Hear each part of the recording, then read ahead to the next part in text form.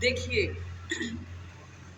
सब प्रभु करते हैं, लेकिन जब हम राम के चरणों में आंसू गिराते हैं तो हनुमान कार्य को सिद्ध कर देते हैं। जब राम जी के आने की खबर पवन सुत हनुमान लेकर अयोध्या जी जाते हैं तो भरत भैया हनुमान जी को दौड़ जाते हैं हृदय से लगाने के लिए। अयोध्या वासी कहते हैं, आपने 14 वर्ष तक अपने हृदय से किसी को नहीं लगाया, फिर आप इन्हें क्यों लगा रहे हैं? ये कोई राम थोड़ी ना है, राम जी तो विमान में आ रहे हैं, ये तो पवन राम जी के दूत हैं। जब हनुमान जी इस बात को सुनते हैं तो कहते हैं कि प्रभु तो हर घट घट में व्यापक हैं, हर जगह व्यापक हैं, फिर आप सब ऐसा क्यों सोचते हैं कि प्रभु यहाँ नहीं है?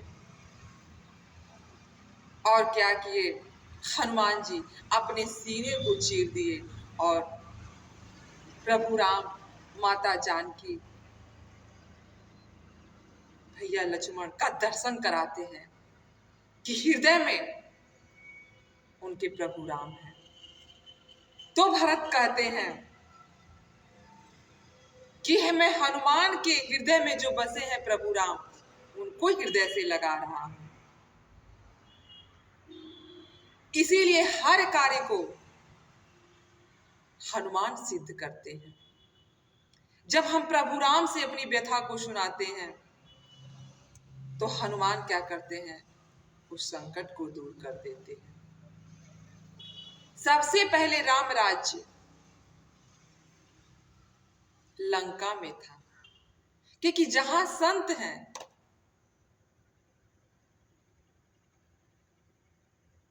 वही प्रभु है, संतों के साथ ही प्रभु रहते हैं। संत बड़े परमारती, भेष धरे यमदूत, राम नाम के गोला छूटे, भाग जाए सब भूत, सियावर रामचंद्र की जय, पवन सुत हनुमान की जय, बोलिए वृंदावन बिहारी लाल की जय। तो प्रभु हर जगह है। कवन सो काज कठिन जग माही, जो नहीं होत तात तुम पाई। यानी कोई भी ऐसी कार्य नहीं है, कठिन से कठिन कार्य को भी हनुमान छोटे से छोटे रूप में कर देते हैं। जब लंका पूरा जल रहा था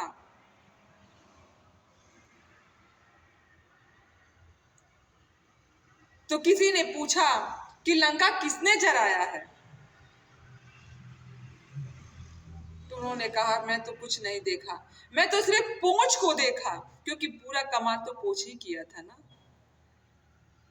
इसीलिए जब भी किसी कार्य को करना होता है तो पवन सुत हनुमान सिद्ध कर देते हैं। इसीलिए जब भी हमें आंसू गिराना हो तो प्रभु के चरणों में गिराएं। जब द्रौपदी का चीरहरण हो रहा था उस समय सभा में सारे लोग बैठे हुए थे। द्रौपदी सबसे कह रही थी, मेरी लाज बचाइए, पर किसी ने द्रौपदी का लाज नहीं बचाया। लेकिन जब उन्होंने द्वारकाधीश श्री कृष्ण के चरणों में आंसू गिराए और जब उनको पुकारा तो प्रभु वस्त्र रूप बनकर आ गए। इसीलिए जब भी आंसू आप गिराएं तो प्रभु के चरणों में ही गिराएं, वही कष्टों का निवारण करेंगे। मनुष्य क्या कर सकता है? बोलिए जय जय सिया राम।